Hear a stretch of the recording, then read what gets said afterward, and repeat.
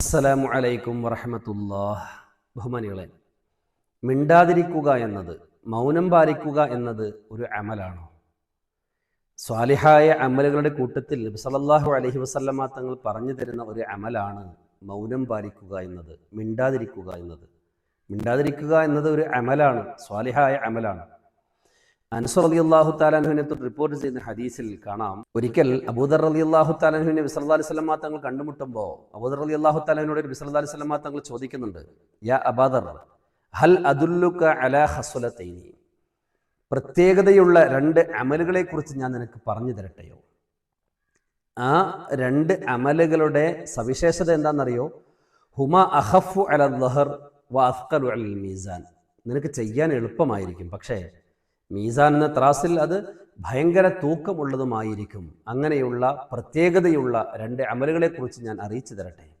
അബൂദർ റളിയല്ലാഹു തആല അൻഹു വളരെ സന്തോഷത്തോട് പറയുകയാണ്, നബി എനിക്ക് അറിയിച്ചു തരാം. തങ്ങൾ കൊടുത്ത മറുപടി എന്താണെന്നറിയോ? രണ്ട് അമലുകളെ കുറിച്ച് പരിചയപ്പെടുത്തി കൊടുക്കുകയാണ്. ഒന്നാമത്തത് അലൈക ബിഹുസ്നിൽ ഖുലുഖ് വത്തൂലിൽ സുംത്. ഈ രണ്ട് കാര്യങ്ങളാണ്. അലൈക ബിഹുസ്നിൽ ഖുലുഖ്, നല്ല സ്വഭാവത്തെ നീ നിർബന്ധമാക്കിക്കോ. വത്തൂലിൽ സുംത്, അതുപോലെ തന്നെ അധിക സമയവും നീ മിണ്ടാതിരുന്നു. അത്യാവശ്യത്തിന് മാത്രം നീ സംസാരിച്ചോ. അധിക സമയവും നീ മൗനം പാലിച്ചോ. ഈ രണ്ട് കാര്യങ്ങളും നിനക്ക് ചെയ്യാൻ എളുപ്പമാണ്, എന്നാൽ മീസാൻ എന്ന ത്രാസിൽ ഭയങ്കര തൂക്കവുമുള്ള അമലുകളാണ്.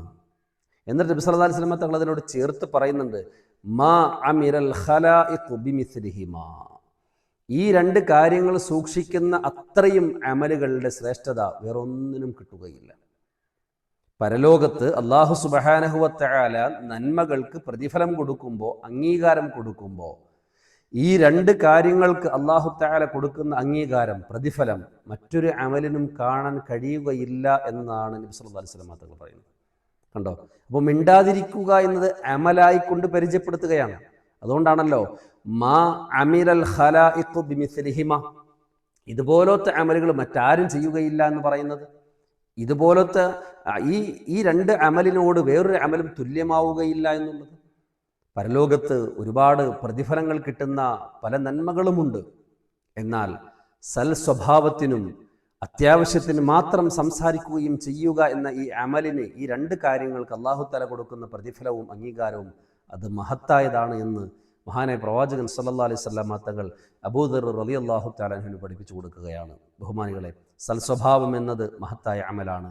അതുപോലെ തന്നെ അധിക സമയവും അത്യാവശ്യത്തിന് മാത്രം മിണ്ടുക, അല്ലാത്ത സമയത്തെല്ലാം മൗനം പാലിക്കുക എന്നതും അമല് തന്നെയാണ്. അല്ലാഹു സുബ്ഹാനഹു വ തആല അവൻ്റെ പൊരുത്തം കിട്ടുന്ന നല്ല അമലുകൾ ധാരാളമായി ചെയ്യാൻ നമുക്ക് തൗഫീഖ് നൽകുമാറാകട്ടെ. അവൻ്റെ നല്ല അടിമകളിൽ നമ്മെ എവരെയും ഉൾപ്പെടുത്തി അനുഗ്രഹിക്കുമാറാകട്ടെ.